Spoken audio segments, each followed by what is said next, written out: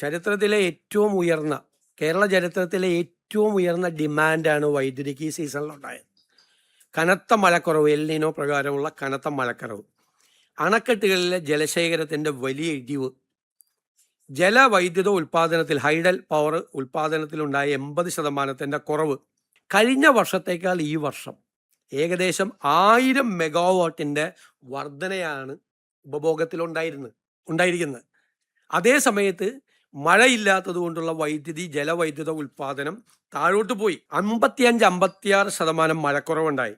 ജലനിരപ്പ് ഗണ്യമായി കുറഞ്ഞു.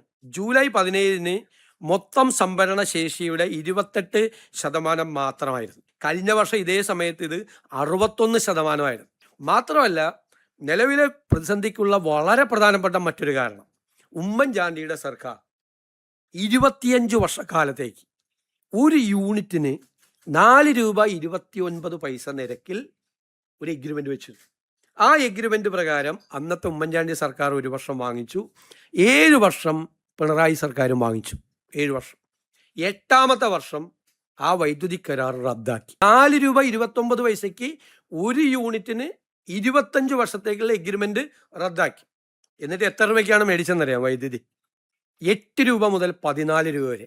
4 രൂപ 29 പൈസയുടെ റദ്ദാക്കിയിട്ട് മാസങ്ങളോളം, വർഷങ്ങളോളം വൈദ്യുതി ബോർഡ് വലിയ സാമ്പത്തിക പ്രതിസന്ധിയിലേക്ക് കൂടി പോയി.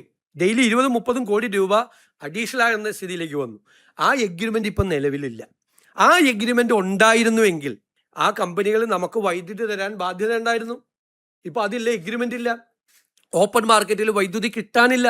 ഈ 4 പ്രധാനപ്പെട്ട കാരണങ്ങളാണ് ഈ വൈദ്യുതി പ്രതിസന്ധിക്ക് കാരണം.